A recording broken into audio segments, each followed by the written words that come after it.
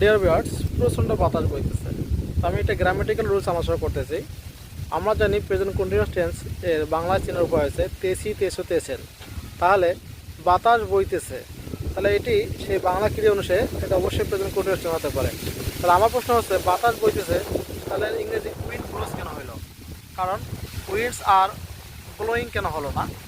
এটি একটি কনফিউশন প্রশ্ন। এটি নিয়ে আজকে আলোচনা। দেখো, বাতাস বইতেছে, মানুষ মরণশীল, এগুলো সাধারণত চিরন্তর সত্যের মধ্যে পড়ে যায়। তো যেগুলো চিরন্তর সত্যের মধ্যে পড়ে যায় সেগুলো কখনো কন্টিনিউয়াস টেন্স হতে পারে না, এটা অবশ্যই প্রেজেন্ট ইনডিফিনিট। যার কারণে এর পুরো প্রবাহিত এর সঙ্গে যুক্ত হওয়ার কারণ হচ্ছে এটি থার্ড পারসন বা থার্ড পারসন হিসেবে এটি বিবেচিত হয়। কারণ যেগুলো বস্তু বোঝায় সেগুলো অবশ্যই থার্ড পারসন সিঙ্গুলার হিসেবে বিবেচিত হয়। যার কারণে উইন্ড আর ব্লোয়িং না হয় উইন্ড ব্লোজ হয়েছে। আমি আশা রাখি যে সব ক্ষেত্রে তেসি, তেসো হলে যে প্রেজেন্ট কন্টিনিউয়াস টেন্স হবে এর কোনো বৈশিষ্ট্য নেই। কারণ স্থান কাল পাত্র ভেদে টেন্স পরিবর্তন হতে পারে। তো আমি আশা রাখি যে স্টুডেন্টরা এ বিষয়ে একটু সজাগ থাকবে এবং সবগুলোকে যে কন্টিনিউয়াস বা ইন্ডিভিড হবে সেটা না, একটু বিবেচিত করলে অবশ্যই টেন্সের বিষয়গুলো জানা যাবে। সবাই ভালো থাকবেন, সুস্থ থাকবেন। সর্বোপরি আমার এই চ্যানেলটিকে সবাই সাবস্ক্রাইব করবেন।